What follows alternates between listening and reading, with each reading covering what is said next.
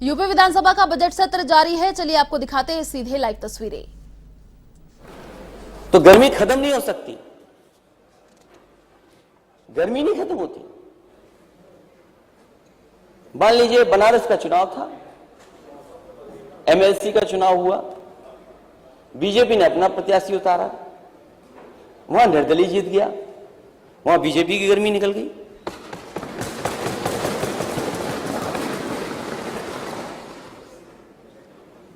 तो अगर मैं गर्मी मान लो, एनर्जी साइंस का बहुत अच्छा कॉन्सेप्ट है।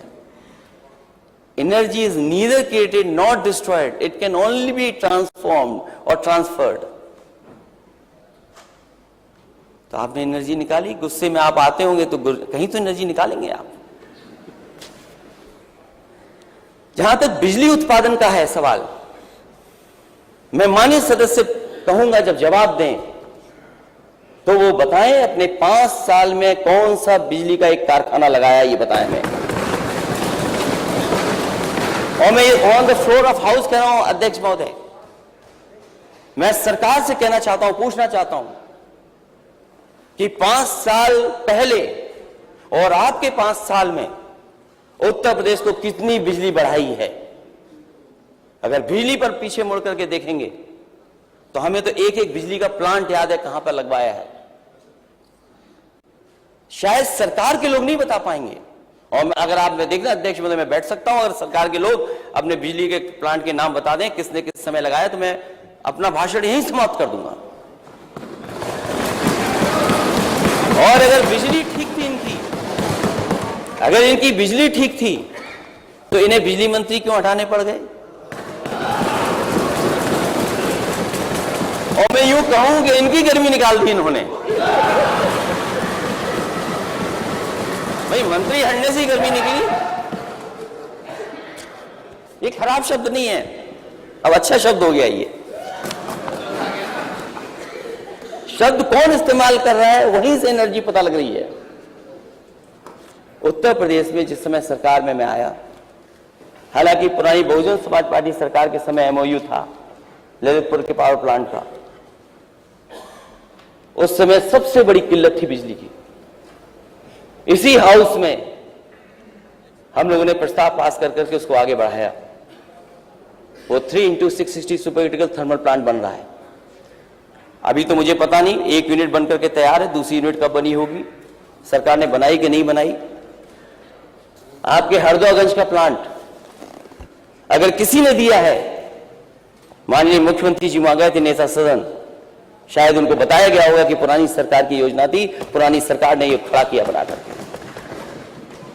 एनटीपीसी के बहुत सारे पावर प्लांट बंद पड़े थे, जिन पर बहुत सारे लैंड एक्विजिशन को लेकर के बहुत सारे इश्यूज थे। समाजवादी सरकार बनी, अध्यक्ष महोदय, टांडा का बिजली का प्लांट एनटीपीसी का क्लियर अगर किसी ने कराया था तो वो समाजवादी सरकार थी, जिसकी वजह से वहां पर 660 सुपर क्रिटिकल थर्मल प्लांट लग करके तैयार हो गया। और अगर जानना चाहें तो और भी बता सकता हूं मैं।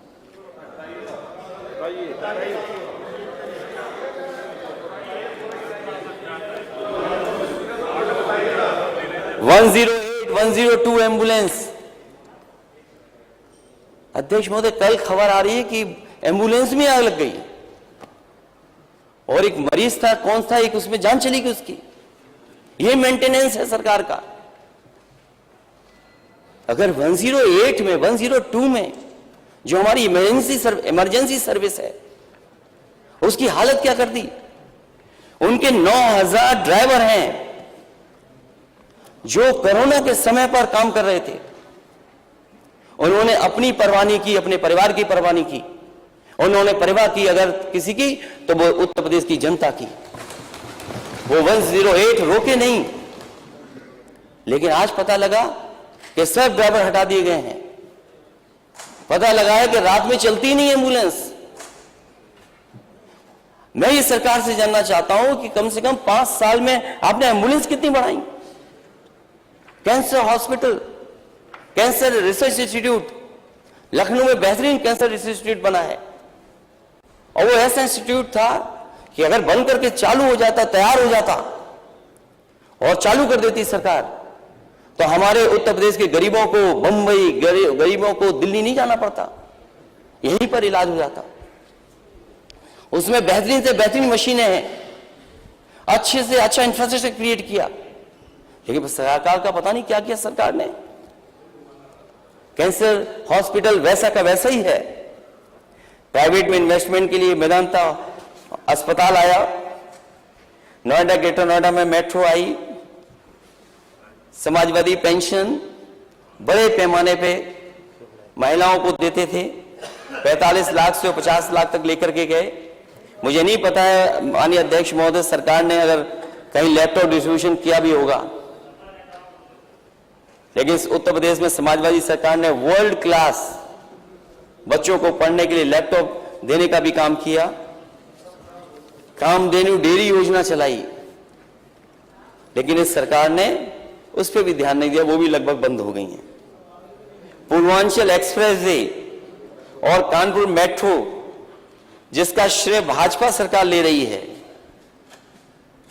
ये भी समाजवादी सरकार के प्रोजेक्ट थे, ये आपके प्रोजेक्ट नहीं थे नेता सदन।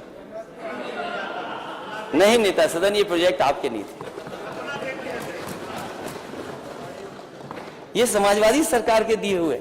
और पूर्वांचल का इसलिए दिया था, हमारे माननीय सदस्य आप बैठे होंगे पूर्वांचल एक्सप्रेस वे के आसपास और उस इलाके से जुड़ने वाले लोग, और हमारे साथ मंत्री भी थे, कुछ लोग मंत्री भी थे, उन्हें याद होगा बजट दिया गया, अलाइनमेंट दिया गया, डिजाइन किया गया, और इसी विधानसभा के सामने उसका शिलान्यास हुआ, लैंड एक्विजिशन हो गई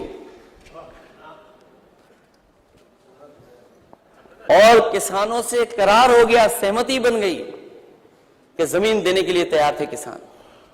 और मुझे खुशी है इस बात की, हम समाजवादियों की इस बात की खुशी है कि जहां कहीं भी लैंड एक्विजिशन के लिए गए होंगे समाजवादी लोग, एक भी किसान आंदोलन नहीं किया होगा, एक भी किसान धरने पर नहीं बैठे, क्योंकि हमारा जो लैंड एक्विजिशन कराने का तरीका था वो किसानों की मदद करके था, और सर्किल रेट बढ़ा करके उनको मुआवजा देने का काम अगर किसी ने किया तो समाजवादियों ने ऐतिहासिक एक्सप्रेसवे के लिए लैंड एक्विजिशन करा करके दिखाया। अगर पूर्वांचल एक्सप्रेसवे समाजवादियों का नहीं था तो किसका था? आप और बना देते ऐसा एक्सप्रेसवे जहां पे हवाई जहाज उतर जाते। अगर समाजवादियों ने न बनाया होता तो शायद देश के प्रधानमंत्री सड़क पर नहीं उतर पाते। अगर वो डिजाइन किसी की थी, वो समाजवादियों की डिजाइन थी।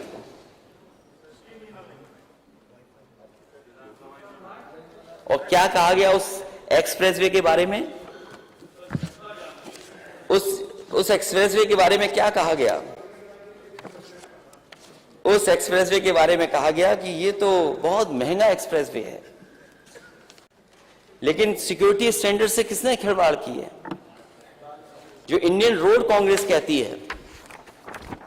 इंडियन रोड कांग्रेस ने जो मापदंड बनाए हैं एक्सप्रेसवे बनाने के, वो मापदंड क्या कहते हैं? इस सरकार ने मापदंडों को बदल करके, मानकों को बदल करके उसकी राइडिंग क्वालिटी खराब कर